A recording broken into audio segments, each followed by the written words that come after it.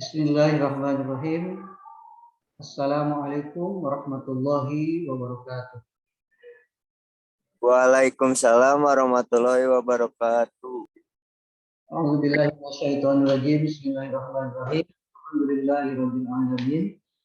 Wa bihi nasta'inu ala umuri dunya waddin. Wassalatu wassalamu ala asyrofil anbiya'i wal mursalin sayyidina Muhammadin wa ala alihi washabihi ajma'in. Amma ba'd. Mari kita buka kuliah ini dengan sama-sama membacakan Bismillahirrahmanirrahim. Ya, kita membaca Bismillah sama-sama. Bismillahirrahmanirrahim. Selanjutnya sekilas yaitu tentang kita pada kali ini, yaitu berkaitan dengan nilai-nilai yang terkandung di dalam sila-sila yang ada di dalam Pancasila. Ini nilai-nilai yang terkandung dalam Pancasila itu apa saja? Karena nilai-nilai ini akan menjadi sebuah arah, sebuah petunjuk kita menjadi bangsa Indonesia yang berpancasilais sejati. Jadi untuk apa memiliki dasar Pancasila kalau tidak paham dan nilai tersebut tidak masuk ke dalam hati kita, kemudian untuk diamalkan sehingga menjadi bangsa Indonesia yang memang pengamal nilai-nilai Pancasila.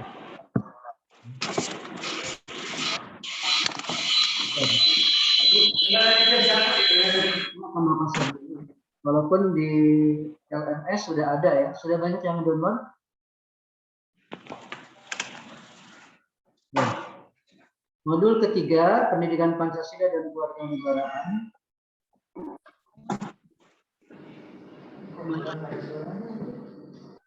Ya, kelihatan nggak gambarnya? Sudah nampak belum?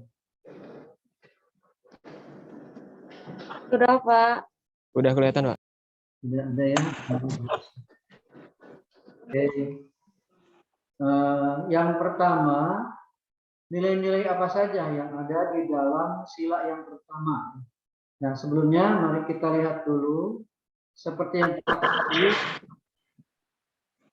bahwa nilai-nilai Pancasila itu terdiri pada 5 nilai dasar yang dilambangkan oleh tiap-tiap bagian yang ada di dalam perisai burung Garuda. Ya, tiap-tiap bagian yang ada di dalam perisai itu bagian dadanya, bagian tamengnya. Nah, tiap-tiap lambang bagian perisai burung Garuda itu tidak dipilih secara acak, melainkan itu sudah disusun berdasarkan makna yang sesuai dengan urutan di dalam Pancasila. Ya, makna-makna yang terkandung pada lambang perisai burung Garuda adalah sebagai berikut. Yang pertama adalah sila pertama adalah ketuhanan yang Maha Esa. Ini dilambangkan dengan gambar bintang yang berwarna emas ya, yang dilatari oleh perisai warna hitam. Kira-kira apa nilai filosofi pesannya yang harus kita pahami, kemudian kita laksanakan ya, untuk dilaksanakan sehari-hari. Nilai Pancasila pada lambang bintang emas. Sila pertama pada Pancasila adalah sila ketuhanan yang dilambangkan oleh bintang emas ya, dengan latar belakang hitam. Bintang emas menggambarkan bahwa bangsa Indonesia ini mengakui akan adanya Tuhan Yang Maha Esa. Jadi seluruh bangsa, seluruh rakyat Indonesia itu bertuhan. Itu lambangnya adalah bintang berwarna emas. Bangsa Indonesia itu bukan bangsa yang ateis, tidak mengakui Tuhan. Tapi bukan juga Indonesia itu negara salah satu agama. Ya, misalkan negara Islam karena mayoritas Islam, tidak juga. Atau Kristen karena urutan kedua, baik Kristen Katolik ataupun Protestan, atau Hindu atau Buddha yang memang sudah sejak lama di Indonesia ada, atau Konghucu misalkan. Tidak. Jadi Indonesia itu bukan negara yang berlatar belakang atau berbasis kepada agama. Akan tetapi negara Indonesia adalah negara yang bukan negara agama maksudnya, Tapi negara yang memang berdasarkan kepada nilai-nilai agama sesuai dengan penganutnya masing-masing. Masyarakatnya mengakui akan adanya Tuhan yang Maha Esa sesuai dengan keyakinan agamanya masing-masing, yang Islam, yang Kristen, Hindu, Buddha ataupun Konghucu. Nah itu negara beragama, negara yang bukan negara agama, bukan negara Islam, bukan negara Kristen, bukan negara Hindu, atau bukan negara Buddha atau negara Konghucu, akan tapi mengakui kepada agama, mengakui kepada adanya Tuhan yang Maha Esa sesuai dengan keyakinan masing-masing. Latar belakang hitam menggambarkan warna alami dengan berkah dari Tuhan yang Maha Esa. Diharapkan bangsa Indonesia ini tidak tersesat dalam menjalani kehidupan.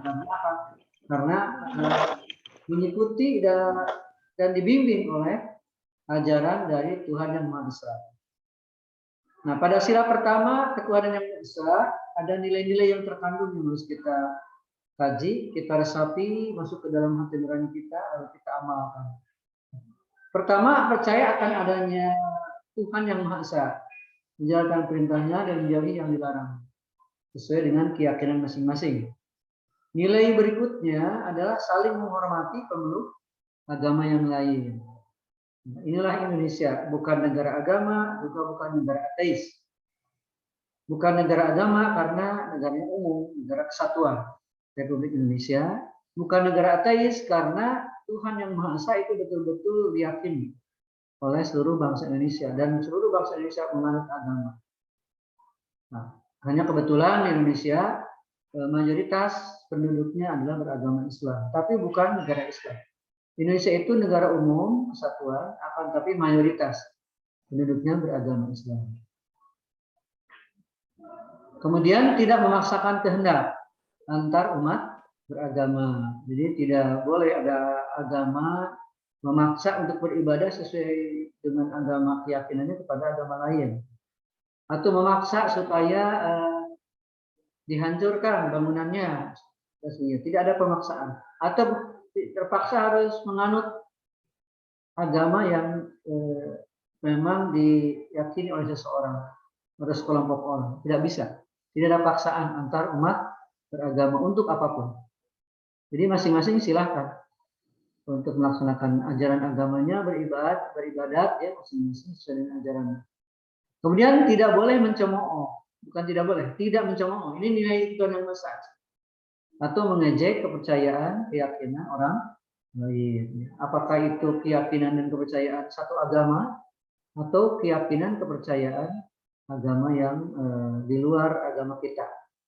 Kalau di dalam satu agama, misalkan ada satu pernyataan ulama yang menjelaskan tentang Al-Quran, kemudian di dalam Al-Qurannya tidak ada, akan tetapi ada penjelasan dari pemahaman para ulama, misalkan para kiai tentang wujud adanya Tuhan. Ya, tetap keyakinan wujud akan adanya Tuhan ada, cuman mungkin di dalam kitab sucinya tidak tertulis secara langsung.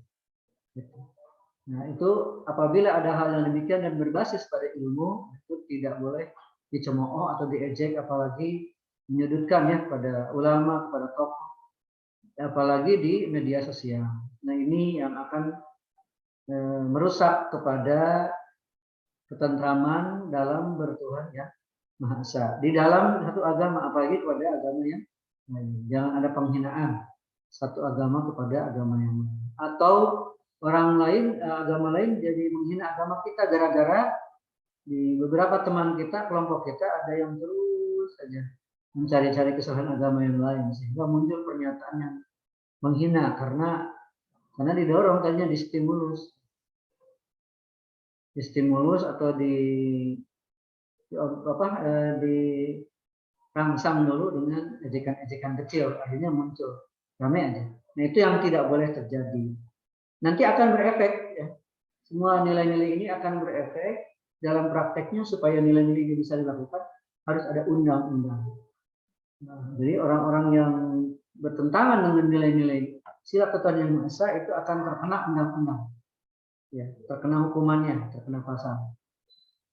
Karena apa? Karena aturan-aturan itu semuanya harus berbasis kepada nilai-nilai yang ada di dalam Pancasila. Kalau nilai Pancasila tidak boleh mencemooh atau mengejek, maka dalam undang-undang pun harus ditegakkan. Apabila terjadi cemoohan, ejekan, memaksa kehendak, tidak bertoleransi, tidak menghormati pemeluk agama lain dan sebagainya, apalagi tidak bertuhan, maka akan kena hukum. Itu ya. Jadi kalau Pancasila itu hanya nilai-nilai filosofinya, prinsip-prinsip kehidupan dalam berbangsa di Indonesia. Nah, pada prakteknya di lapangan adalah adanya penegakan hukum. Ada pasal-pasal undang-undang yang mengarah ke arah pengamalan sila-sila dalam Pancasila. Selanjutnya nilai lambang rantai emas. Yang keduanya adalah kemanusiaan yang adil dan beradab. Kemanusiaan yang adil dan beradab ini dilambangkan dengan rantai emas. Bila dilihat lebih teliti lagi, rantai emas pada prinsip itu punya mata rantai yang beda. Yang satu bulat, ya, yang satu lagi ada segi empat. Kalau dilihat-lihat, gitu ya, dan tidak putus lagi, semuanya bersambung. Nah, ini artinya bahwa rakyat Indonesia itu saling terikat, saling membantu satu sama lain. Baik pria maupun wanita punya kesetaraan yang sama sebagai rakyat Indonesia. Kemanusiaan adil dan beradab ada nilai-nilainya. Apa saja nilai-nilainya itu? Yaitu semua rakyat Indonesia punya hak yang sama di mata hukum, di mata agama, dan di mata masyarakat. Jadi di mata hukum semuanya punya hak. Hak untuk menikah, hak untuk bekerja, hak untuk menjabat, untuk menghasilkan suatu kreasi sehingga ada perlindungan haki. Ya. Hak dalam beragama juga sama, hak untuk mengamalkan ajaran agamanya sesuai dengan keyakinannya. Kemudian sebagai warga masyarakat punya beberapa hak, ya. Banyak hak untuk bisa melakukan aktivitas sebagai manusia di masyarakat. Kemudian tidak ada perbedaan ya, antara satu ras satu dengan yang lainnya sesama rakyat Indonesia. Tidak ada yang Jawa lebih diistimewakan daripada Sumatera atau Sumatera lebih diistimewakan daripada Sulawesi, Kalimantan dan Irian. Semuanya setara, semuanya mulia dan saling memuliakan, saling menghormati. Kemudian sikap tegang rasa, saling menolong itu harus diutamakan tanpa melihat perbedaan agama, suku, bangsa, ras, golongan, pendapat dan sebagainya, atau partai politik misalnya, atau ormas. Tanpa melihat ke arah sana. Semuanya yang lain partai politik, ormas, ya, komunitas tertentu itu hanya sekedar nama tunggangan saja. Tapi pada intinya adalah semuanya sama untuk memakmurkan, mesejahterakan rakyat atau bangsa Indonesia. Sesama bangsa Indonesia itu saudara. Kemudian nilai kemanusiaan antara Indonesia harus dijunjung tinggi. Kemanusiaan ini, nilai kemanusiaan. Jangan sampai ada kekerasan, jangan sampai ada eksploitasi penjualan orang. Ya. Nah ini jauh daripada kemanusiaan. Tapi di sini nilai kemanusiaan itu harus dijunjung tinggi. Tidak boleh ada yang satu merendahkan yang lain. Dalam bentuk ucapan, termasuk dalam bentuk jual beli orang, karena itu merendahkan. Banyaklah contoh-contoh praktis. Kemudian harus saling menghargai pendapat masing-masing. Ujung-ujungnya adalah bermusyawarah, kemudian dipertimbangkan mana suara yang lebih banyak dan sekaligus mana yang lebih bermanfaat untuk kehidupan. Yang ketiga adalah nilai lambang pohon beringin Persatuan Indonesia. Simbol persatuan itu pada pohon beringin ya, melambangkan negara Indonesia sendiri. Justru Indonesia itu adanya di lambang beringin. Pada dasarnya pohon beringin itu pohon besar, tinggi, punya daun-daun yang lebat, digunakan untuk berteduh seluruh rakyat Indonesia. Jadi ini simbol persatuan seluruh rakyat Indonesia itu satu sama dalam naungan Negara Kesatuan Republik Indonesia. Baik itu secara geografis ataupun secara budaya, sosial, politik dan sebagainya, keamanan, pertahanan, keamanan, hak asasi manusia dan sebagainya. Nah, di dalam pohon beringin ini ada akar-akar yang banyak ya, dan menancap dengan kuat ke dalam tanah. Nah, akar-akar ini diibaratkan adalah sebagai bangsa Indonesia, orang-orang Indonesia, atau sebagai semua suku yang ada di Indonesia, suku Sunda, suku Minang, suku Bugis, suku Papua, ya suku Dayak, suku Jawa, tapi bukan suku Jabragna ya. Nah, akar-akar tersebut tetap bersatu, saling melingkar, saling mencengkram untuk membangun pohon beringin agar tetap tegak, berdiri dengan tegak. Indonesia ini tetap berdiri dengan tegak, kita harus bersatu. Tidak boleh digoyang oleh terpaan-terpaan isu bahwa bangsa Indonesia itu harus diganti negaranya. Jangan republik, jangan negara kesatuan. Harus diganti dasarnya. Jangan, karena itu sudah final, sudah Indonesia itu malah menjadi soal percontohan oleh negara-negara ini ada di seluruh dunia. Ini buat apa? Indonesia sudah bagus, sudah final, nggak usah dipermasalahkan kembali dasar negara dan bentuk negara. Oke, selanjutnya meskipun di Indonesia dapat suku bangsa, budaya banyak, namun persatuan tetap dijunjung tinggi agar kokoh sebagai NKRI. Dalam sila persatuan terdapat nilai-nilai, yaitu menggunakan bahasa daerah, memperjuangkan nama harum bangsa Indonesia. Ya, tolong di-mute dulu. Ya, tolong di-mute dulu ya, Audi. Mengutamakan persatuan dan kesatuan daripada kepentingan pribadi, berjiwa patriotisme, selalu ingin memperjuangkan Indonesia dari gangguan apapun, dimanapun berada. Kemudian yang keempat, nilai pada lambang kepala banteng. Kepala banteng ini ya berwarna hitam putih dengan latar belakang merah. Sedangkan simbol keempat melambangkan kehidupan sosial yang dimiliki oleh banteng. Banteng itu bergerombol dengan teman-temannya. Satu komunitas banteng itu betul-betul bisa bergaul, berinteraksi, berkomunikasi dengan baik dan menjalin tali persahabatan yang sangat kuat. Ini makanya dijadikan simbol sosial satu sama lain, ya. Saling membantu, saling memberikan kemakmuran, keadilan. Keputusan bersama itu harus dicapai dalam hidup bersosial tentunya ya. Jadi kalau tidak ada keputusan bersama, keputusannya masing-masing nanti akan cerai-berai. Harus ada keputusan yang dimusyawarahkan kemudian bersama-sama disepakati dan diamalkan. Dan mengesampingkan pendapat-pendapat pribadi. Kalau sudah disepakati ya. Kemudian sila keempat ini nilai-nilainya adalah pemimpin bangsa Indonesia harus bijaksana. Kekeluargaan di Indonesia harus diutamakan. Kedaulatan bangsa semuanya ada di tangan rakyat. Kebijaksanaan dalam mengambil solusi tidak terlalu ikut ke A, tidak terlalu ikut ke B, semua adil ya. Dan bijaksana aja. Dan semua aspirasi didengarkan. Kemudian semua aspirasi dijawab, semua aspirasi juga disalurkan. Begitu. Ini bijaksana. Kemudian dimusyawarahkan aspirasinya sampai mencapai kesepakatan bersama dan tidak pernah memaksakan kehendak diri sendiri kepada orang lain. Yang kelima, lambang padi dan kapas itu adalah simbol kesejahteraan dalam sandang dan pangan yang dibutuhkan oleh bangsa Indonesia. Bangsa Indonesia ini dalam menciptakan kesejahteraan sosial, baik sandang, pangan, papan, bahkan tanpa adanya kesenjangan antara satu kelompok dengan kelompok lain, satu kaya, satu miskin, yang satu sejahtera, yang satu tidak sejahtera. Semuanya harus sama sejahtera. Baik dari segi sosialnya, ekonominya, budayanya, politiknya, hingga keadilan itu dapat diwujudkan semuanya. Sila terakhir ini ada nilai-nilai yang khusus. Nah, pertama, nilai-nilai yang baik dari sila kelima ini adalah perilaku adil. Itu harus diterapkan dalam berbagai bidang. Kemudian hak kewajiban harus dihormati semua orang. Keadilan sosial bagi bangsa Indonesia harus diwujudkan. Dan tujuan rakyat Indonesia adalah adil dan makmur. Itu yang harus dicapai. Mendukung kemajuan dan pembangunan negara Indonesia.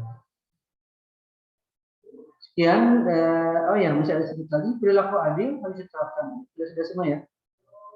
Dari Bapak mungkin cukup sekian untuk saat ini. Silakan bagi yang menambahkan boleh berbicara, bagi yang menolak juga boleh interupsi. Bagi yang bertanya juga boleh silakan menyampaikan pertanyaannya. Cuman yang menjawab supaya rame ini jangan hanya Bapak saja, tapi boleh juga bertanya dan menjawab itu semuanya dari mahasiswa. Biar jalan pemikirannya, pemahamannya itu diasah. Gaya bicara juga sama, dilatih. Karena kita akan jadi pemimpin di tingkat manapun, itu harus bisa bicara dan mentalnya juga harus dilatih supaya tidak pemalu ya dalam kebenaran, supaya biasa aja ya, kuat bahkan. Barangkali itu saja. Silakan. Ada yang bereaksi bertanya, reaksi menambahkan. Saya bertanya. Ya, siapa namanya? Oh, Amanda Putri. Ya, boleh Amanda Putri. Silakan. Pertanyaannya apa? Ya, kalau misalkan sebagai milenial atau remaja zaman sekarang, gimana sih cara yang paling baik gitu untuk menjunjung nilai tinggi dari sebuah Pancasila, sedangkan kayak banyak banget era globalisasi itu cepet banget gitu Pak, kayak budaya luar dari luar tuh masuk ke Indonesia gitu. Jadi untuk melunturkan nilai-nilai, banyak hal yang melunturkan nilai-nilai, gimana sih sebagai milenial kayak buat baik cara terbaiknya. Terima kasih Pak, itu aja. Ya, terima kasih. Pertanyaannya bagus sekali. Langsung Bapak jawab. Tapi yang lain juga bukan berarti diam saja. Boleh ikut menjawab. Ya. Kalau Bapak saja yang menjawab, berarti yang pinter Bapak seorang. Sendirian pinter. Sementara justru harusnya mahasiswa ya cerdas. Ya. Jangan hanya dosen. Nah, itu banyak hal. Pertama adalah lewat semua jalur ya.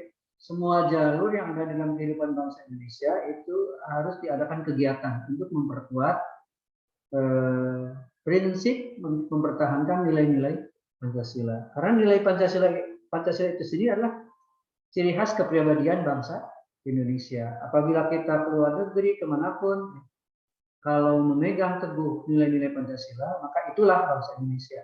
Tapi kalau tidak memegang teguh nilai-nilai Pancasila, dia diam di Indonesia, akan tetapi mungkin kepribadiannya, kejiwaannya, itu kejiwaan orang lain, kejiwaan bangsa lain. Nah, kita harus punya kecintaan kepada ya kepribadian kita sendiri, karena nilai-nilai Pancasila itu kan berangkat dari cara berpikir, cara berbuat, cara berbudaya bangsa Indonesia. Dirangkum filsafatnya, kehidupan asli bangsa Indonesia itu dalam Pancasila. Nah, berkaitan dengan adanya pengaruh-pengaruh dari luar, pengaruh-pengaruh global, dengan adanya globalisasi, dengan adanya era milenial ya maksudnya. Dengan adanya milenial sudah sekarang menuju ke era industri 4.0, sudah 4.0 menuju ke 5.0. Ini banyak kemajuan. Nah, ini memang sih dengan adanya bisa berkomunikasi antar seluruh pelosok di dunia ini, akhirnya yang satu melihat yang lain, ingin meniru. Nah, itu ya. Yang lain melihat si umumnya orang meniru itu inginnya di dalam keburukan. Jarang-jarang ada yang meniru dalam kebaikan. Kalau meniru dalam kebaikan ya bagus. Ya pertama adalah dengan melalui pendidikan. Pancasila itu harus terus digalakkan, harus terus dididikan, ditanamkan, diingatkan terus setiap saat. Baik itu melalui jalur pendidikan formal, dari mulai TK sampai perguruan tinggi, bahkan S1, S2, S3, atau pendidikan non formal seperti kursus-kursus, pesantren, lembaga-lembaga yang swasta dan sebagainya. Ataupun informal, yaitu di keluarga serta sanak saudara kita semuanya sama-sama memegang satu prinsip, yaitu nilai Pancasila, komitmen antara satu dengan yang lainnya. Nah, itu lewat pendidikan ya yang pertama. Yang kedua adalah lewat pembinaan pemuda dan pemudi. Pembinaan pemuda dan pemudi ini yang era milenial ini salah satu organisasi yang membidang ini. Kalau di negara itu adalah Kemenpora, Kementerian Pemuda dan Olahraga. Tapi memang di Kemenpora ini banyak berkait juga dengan organisasi kepemudaan yang lain seperti ada KMPI, ada ya beragam lah, banyak sekali organisasi kepemudaan yang ada di masyarakat. Ada pemuda Pancasila, ada kalau kemudian kalau di NU ada IPPNU, Ikatan Pelajar Pemuda Pemudi NU, ada Fatayat, kemudian di Muhammadiyah juga sama ada itu. Nah, semua kalangan, kelompok-kelompok, komunitas-komunitas, organisasi itu menanamkan gairah patriotisme, mengamalkan nilai-nilai Pancasila dengan program-program tentunya. Kalau di pendidikan ya program pendidikan seperti ada di perkuliahan dan ada mata kuliahnya ya. Kemudian di kegiatan-kegiatan kemahasiswaan, misalkan ya kepemudaan aja banyak. Misalkan contohnya ya ada di pertandingan olahraga, ada yang di pertandingan seni, pertandingan keilmuan. Nah, itu semuanya diarahkan untuk terkandung di dalamnya ada nilai-nilai kecintaan terhadap tanah air Indonesia, NKRI dan Pancasila dalam kegiatan-kegiatan. Kemarin itu Bapak sudah jadi juri di sini di STEMIK sendiri. Itu lomba literasi Indonesia. Alhamdulillah sudah melewati tahap kedua, kemarin wawancara dan hasilnya mau diumumkan hari ini. Itu ada di dalam makalah mereka itu, ada yang bagaimana menanamkan nilai-nilai Pancasila melalui wayang budaya. Ada yang melalui permainan game. Baik itu ada namanya game Tora Sudiro. Itu bagus sekali. Nah, itu semua media-media bisa dijadikan alat untuk menanamkan, memperkuat, mempertebal kecintaan para pemuda-pemudi terhadap Pancasila, terhadap NKRI, terhadap bangsa Indonesia ini. Bisa melalui game. Jadi melalui kegiatan-kegiatan kepemudaan, melalui kegiatan pendidikan, melalui kegiatan sosial, ya, seperti STEMIK Amik Bandung, misalkan ada penggalangan dana untuk membantu orang-orang yang terkena musibah longsor. Itu kan pengamalan sila keberapa itu ya? Keadilan sosial ya, kemanusiaan yang adil dan ada itu dilaksanakan. Bentuknya ya seperti tadi kegiatan-kegiatan sosial.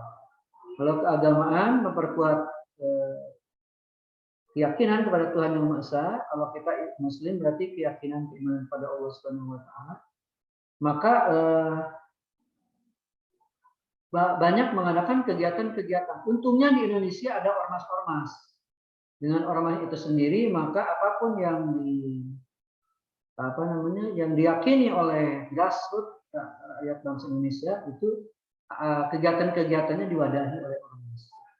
Keagamaan juga atau program-program dari pemerintah disampaikan ke masyarakat dibantu oleh ormas-ormas tadi, baik ormas agama, ormas pemuda, ormas sosial dan sebagainya. Untungnya di Indonesia. Di negara lain yang tidak memiliki ormas, tidak memiliki organisasi atau komunitas, itu ada potensi-potensi pemuda karena tidak memiliki komunitas, ikatan persatuan. Akhirnya mereka mudah ditunggangi oleh kepentingan kelompok lain, terutama mereka yang mempunyai keinginan untuk mengambil keuntungan. Ya, seperti di Afghanistan pun ada kelompok Taliban, itu baik sebetulnya. Hanya karena tidak jelas dia punya ormas, ya, tidak ada yang mengelola di masyarakatnya komunitas, seperti komunitas yang tidak tertata dengan baik. Akhirnya mereka dimanfaatkan oleh kelompok tertentu, dikasih uang untuk mengadakan huru-hara di mana-mana. Nah, itu gara-gara apa? Gara-gara ya tidak ada komunitas-komunitas yang mempersatukan. Di Indonesia alhamdulillah banyak komunitas-komunitas dan di kegiatan di komunitas itu sendiri akan memperjuangkan nilai-nilai Pancasila, baik langsung maupun tidak langsung. Ya, ada nilai-nilai persatuan dikembangkan. Ya lewat berbagai kegiatan. Itu diantaranya lewat pendidikan dan berbagai kegiatan baik sosial, politik, ekonomi, budaya dan sebagainya. Itu terus digalakkan. Kegiatan-kegiatan positif digalakkan. Itu insya Allah dengan digalakkan kegiatan-kegiatan positif, maka itulah jalan untuk bisa menghadang hal-hal negatif yang akan mempengaruhi generasi muda ke arah kehancuran. Nah, itu diantaranya ya, Amanda. Kira-kira jelas ya? Atau masih ada yang kurang jelas? Udah jelas Pak, makasih banyak. Ya, yang lainnya kita sampai 40 ya, 13.40 masih ada waktu 11 menit lagi. Siapa lagi? Sinta, kenapa diam aja? Pak, Silahkan. mau tanya Pak, boleh? Boleh nggak Kak? Denif Pak, Boleh, boleh. Denif mau tanya. Ya, boleh. Jadi kalau untuk peraturannya sendiri, misalnya ada penyimpangan terhadap Pancasila gitu. Contohnya di sila pertama kan ketuhanan yang Maha Esa. Jadi harus memiliki agama setiap masyarakat Indonesia. Nah, misalnya ada satu contoh dia tidak memiliki agama atau ateis gitu, Pak. Ya. Untuk itu sendiri ada peraturan resminya nggak, Pak? Atau sanksi hukumnya bagaimana gitu, Pak? Ya, untuk aturan yang ateis ini ada di dalam ya dari mulai undang-undang keagamaan ya ataupun undang-undang hukum. Cuman pasal-pasalnya Bapak belum baca lagi. Bagi yang ateis ini di Indonesia dilarang. Ya, mereka akan diproses secara hukum. Yang tidak mengakui agama Islam bukan, Kristen bukan, Hindu, Buddha bukan, Konghucu bukan. Ya, dilihat di sehari-hari tidak ada melakukan ibadah di salah satu agama. Maka apalagi sampai dia memperlihatkan umum ke masyarakat untuk sama-sama tidak bertuhan, itu pasti akan ditangkap polisi dan diadili. Begitu ya. Ya ini. Cuman ini pasal-pasalnya rinciannya mungkin harus dibaca lagi. Belum bisa dijelaskan oleh Bapak atau barangkali Ya, dari temannya yang ya pasti kalau tidak sesuai Pancasila di Indonesia itu akan ada proses hukum. Apalagi sampai menyebarkan ya supaya ateis Indonesia udah aja langsung pasti ditangkap oleh polisi di proses hukum. oke Pak, terima kasih Pak. Kalaupun ada hanya perorangan, maka ada Menko Polhukam ya, itu ada programnya memberikan pencerahan, bimbingan tentang politik dan keamanan, termasuk salah satu di antaranya adalah bimbingan supaya masyarakat itu beragama. Akan ada pembinaan khusus bagi orang-orang yang memang jauh dari agama. Diadakan itu, diadakan, cuman yang mengadakan nanti yang ditunjuk atau yang apa namanya yang di bidangnya mengadakan pembinaan. Kalau ditemukan ada beberapa remaja yang jelas agamanya itu dipanggil. Ini lama-kelamaan banyak kan bisa bahaya. Oke, silakan masih ada yang lainnya.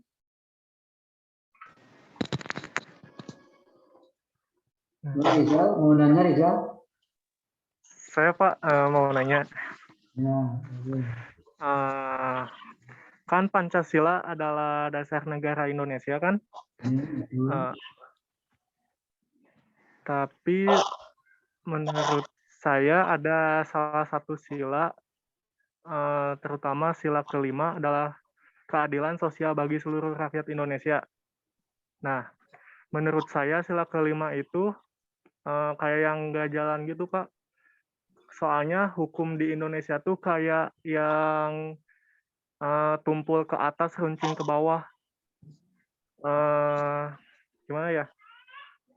Jadi misalkan ada dewan yang kayak gitu korupsi, nah masa hukumannya teh suka ada yang dipotong gitu, sedangkan yang misalkan ada yang maling ayam, yang rakyat kecil gitu, bisa sampai dipukulin sampai mati, ada yang dibakar kayak gitu, Pak. Menurut saya kayak yang nggak adil gitu, Pak. Kan ada silanya, sila kelima, keadilan sosial bagi seluruh rakyat Indonesia, tapi nggak ada gitu, nggak dijalanin gitu, Pak.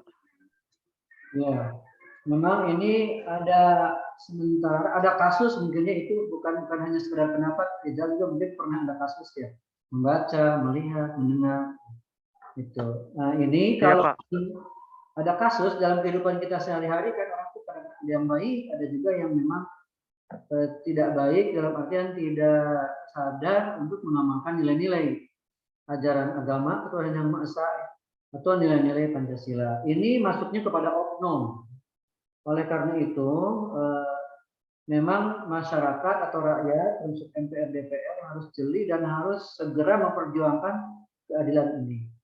Ya, kalau misalkan masih tidak adil, maka itu rakyat harus mendesak karena keadilan kedaulatan itu ada di tangan rakyat. Kedaulatan itu ada di tangan rakyat. Oleh karena itu rakyat kalau ada ketimpangan dalam penegakan hukum, dalam penegakan keadilan, itu harus segera memprotesnya atau harus segera mengusulkannya kepada pihak-pihak yang memang berkompeten atau bertugas di bidangnya. Jangan diam saja. Sesuai dengan kemampuan masing-masing, posisinya masing-masing. Kalau posisinya mahasiswa berarti sampaikan ke dosen atau sampaikan kepada orang tua, atau orang tua nanti di atas orang tua ada RT, RW, terus ya, ada kepolisian dan sebagainya. Itu kan bisa disampaikan. Kalau milenial tidak mampu untuk itu, mungkin ya bisa lewat media sosial, dalam cuitan-cuitan media sosial, berbagai macam ragam lah, untuk mengingatkan atau untuk mengusulkan sesuatu aspirasi kepada pemerintah. Jadi intinya masyarakat harus proaktif apabila ada hal-hal yang memang tidak sesuai dengan undang-undang atau tidak sesuai dengan Pancasila. Mengingatkan ya, yang namanya manusia kan kadang-kadang ada lupa atau apa ya. Jadi harus saling mengingatkan aja di situ. Saling mengingatkan. Kalaupun memang kurang ya, insya Allah Bapak kira untuk saat ini ada perjuangan baik dari masyarakat, dari pemerintah itu sendiri. Sebetulnya sistemnya sudah ada undang-undang kebijakan yang memang menghilangkan ketidakadilan tadi. Walaupun memang masih ada yang kurang, yang intinya sudah diusahakan sebetulnya. Gitu ya, Rizal ya? Ya, ngantuknya. Iya, Pak.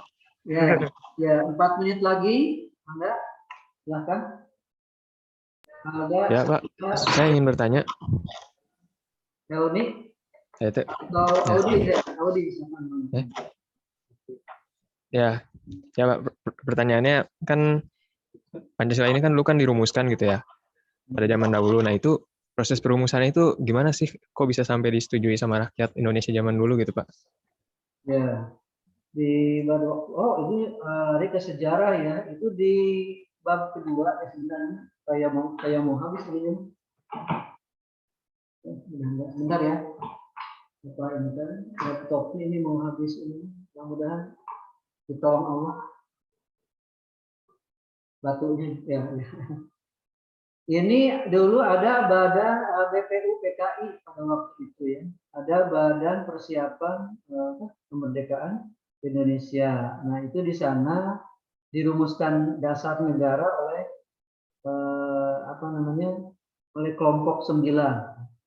Kelompok 9 waktu itu ada Presiden Soekarno, kemudian ada tokoh-tokoh yang lain, di dalamnya ada tokoh nasional, ada tokoh ulama, ada tokoh masyarakat, ada tokoh-tokoh mewakili suku bangsa yang ada di Indonesia. Jadi tokoh-tokoh itulah yang mewakili aspirasi seluruh masyarakat Indonesia, dan juga tidak hanya mewakili, akan tetapi memang isi dari apa yang disampaikannya itu dalam Pancasila itu adalah berangkat dari kenyataan atau fakta bahwa apa yang ada dalam Pancasila itu adalah merupakan rangkuman dari cara berpikir, cara berbuat, cara berbudaya orang Indonesia. Jadi bukan karangan tiba-tiba ya. Makanya seluruh rakyat Indonesia setuju karena apa yang ada di dalam nilai Pancasila itu merupakan cerminan ataupun rangkuman dari memang karakter sifat-sifat asli orang Indonesia begitu. Karena faktanya memang itu merupakan cerminan dari kepribadian bangsa Indonesia, bukan kepribadian bangsa orang lain. Ya, karena dirumuskannya itu berdasarkan fakta kepribadian yang ada di Indonesia, makanya tidak mengalami kesulitan. Meng-Indonesia banget gitu ya Pancasila.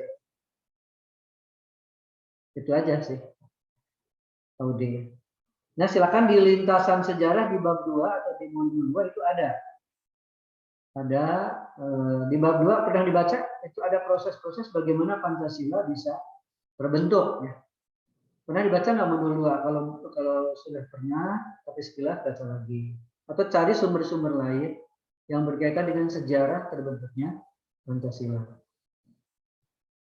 Oke, ada waktu 1 menit lagi sebelum nanti mau habis. Amsyar, Hedi, Muhammad Defki, Ya, Pak.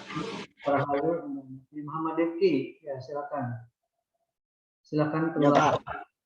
Pak. mau tanya Pak. Ya, boleh.